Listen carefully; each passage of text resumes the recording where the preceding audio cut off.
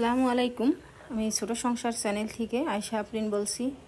তো আশা করি আল্লাহর অশেষ রহমতে আপনারা সবাই ভালো আছেন। আলহামদুলিল্লাহ আমরাও ভালো আছি। তো নতুন আরেকটি ব্লগ নিয়ে চলে আসলাম।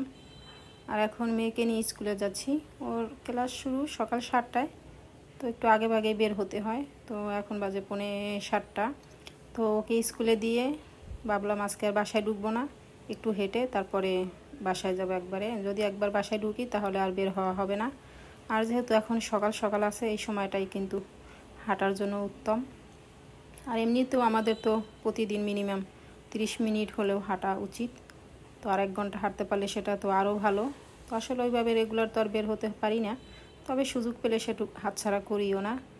যাই হোক, আমি একটু হেঁটেই তারপরে বাসায় যাব। আর আজকে আমার সকালে নাস্তা বানানোর চাপ নেই, তো এটা চিন্তা করে চলে আসলাম। যেহেতু আমার বাসায় কালকে মেহমান আসার কথা ছিল, তো ওনরা আসতে পারিনি কোনো একটা কারণে। তো এই জন্য ওই খাবার দাবারটা ছিল, ওটা দিয়ে আর কি আজকে সকালে নাস্তা সেরে ফেলবো। যাই হোক, বাসায় গিয়ে আর কি দুপুরে রান্না করব। আর এই যে বোট যাচ্ছে, দুদিক থেকে দুটো, দেখে তো মাশাআল্লাহ খুব সুন্দর লাগতেছে। তো চাইলে আপনারা এখানে ছেলে মেয়ে নিয়েও আসতে পারেন বোটে ঘুরতে। তো আশা করি এখানে এসে একটু সময় কাটালে আপনাদের সেটা ভালো লাগবে।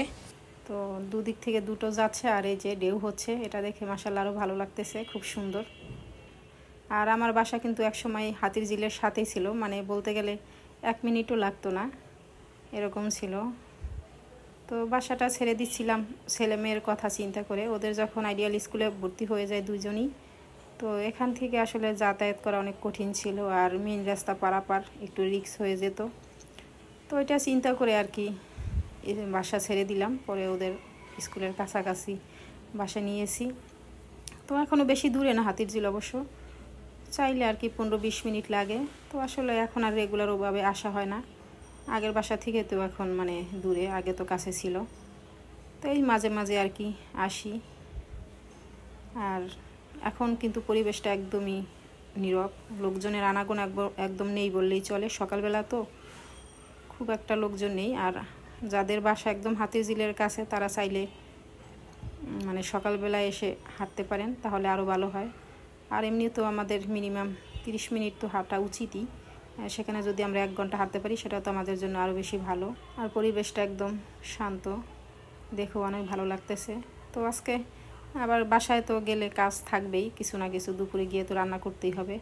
তো ওইটা চিন্তা করে একটু তাড়াতাড়ি যেতে হবে। যদি হাতে সময় থাকতো হয়তো আমি এখানে আরও কিছু সময় কাটাতাম, যেহেতু একদম নিরিবিলি খুব ভালো লাগতেছে। আর হাতির ঝিলটা আসলে দেখলে মনে হয় এরকমই, আমার কাছে মনে হয় খুব ভালো লাগে পরিবেশটা। কিন্তু এখন আর পরিবেশটা আগের মতো নেই। রাতের বেলা যে মাঝে মাঝে ভয়ঙ্কর ঘটনা ঘটে, এগুলো শুনলে আসলে মাঝে মাঝে খুব খারাপ লাগে।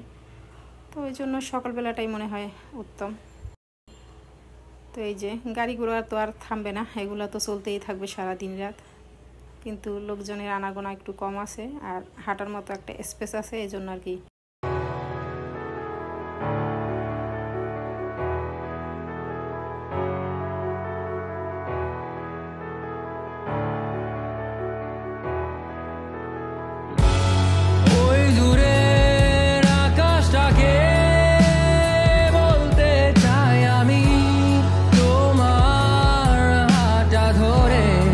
তো যাই হোক, চলে আসলাম বাসায়। তো এসে এই যে বললাম, কাজ শুরু করে দিলাম। থেমে থাকার তো আর সুযোগ নেই। তো আমি আজকে পুঁই শাক দিয়ে চিংড়ি মাছ দিয়ে রান্না করব। তো এই জন্য শাকগুলো আগে একটু বেছে রেখেছিলাম, তো এখন ধুয়ে পরিষ্কার করে নিচ্ছি। আর একটু ভালোভাবে ধুয়ে নিব 3-4 বার করে। যে অংশটা ছিল গোড়ার অংশটা, ওটা কেটে ফেলে দিয়েছি, আর নরম অংশটা আর কি রেখে দিলাম। তো পুঁই শাক তো এমনিতে আমরা জানি প্রচুর অ্যালার্জি আছে, আর আমার তো খাওয়া নিষেধ, কিন্তু আমি তো আর সেটা শুনবো না। আগে খেয়ে নেই, তারপরে যা হয় হবে, দেখা যাবে আর কি। আর পুঁই শাক তো এমনিতে একটা মানে ভালো লাগে খেতে। আর আমার তো সব শাকই, সব ধরনের শাকই আমার আসলে খুব প্রিয়। আমি শাক খুব পছন্দ করি, যে কোনো শাকই হোক না কেন। তো যাই হোক, শাকটা আমি এভাবে 3-4 বার করে ভালোভাবে ধুয়ে নিচ্ছি। যেহেতু শাক, এটা তো আর বালু ঠালু থাকলে তাহলে তো আর খাওয়া যাবে না। তো এটা চিন্তা করে সুন্দরভাবে ধুয়ে নিচ্ছি। তো একটি কথা না বললেই নয়, আপনাদের কাছে যদি আমার ভিডিওটা একটু ভালো লেগে থাকে তাহলে একটি লাইক দিয়ে দিবেন, আর চাইলে সাবস্ক্রাইব করে পাশে থাকতে পারেন। আর আমিও ইনশাল্লাহ চেষ্টা করি আপনাদের পাশে থাকার। আর এই তো এখন আমার শাকগুলো ধুয়ে নেওয়া হয়ে গেল। তো আমি মশলাটা কষিয়ে তারপরে শাকটা দিয়ে দিব। তো একটু আমি এমনিও তো একটু ঝাল ঠাল খেতে পছন্দ করি, তো এই জন্য একটু ঝাল ঝাল করে রান্না করি। তো এরপর যে একটু হলুদের গুঁড়া, এই যে মরিচের গুঁড়াটা দিয়ে দিলাম। আমি কিন্তু একটু মরিচের গুঁড়া বেশিই দিই, এই যে ঝাল ঝাল খেতে পছন্দ করি ওইটা চিন্তা করে আর কি। আর চিংড়ি মাছগুলো আমি দিয়ে দিয়েছি। তো এখন রান্না করতেছি। তো আবার দেখা যায় রান্না বান্না শেষ করে আবার মেয়েকে স্কুল থেকে আনতে যেতে হবে, তো ওইটা চিন্তা করে আবার সব কাজগুলো একটু তাড়াতাড়ি সেরে নেওয়ার চেষ্টা করতেছি। তো শাকও আমার বসিয়ে দিচ্ছি, আর এদিকে আমি একটা সবজি করব।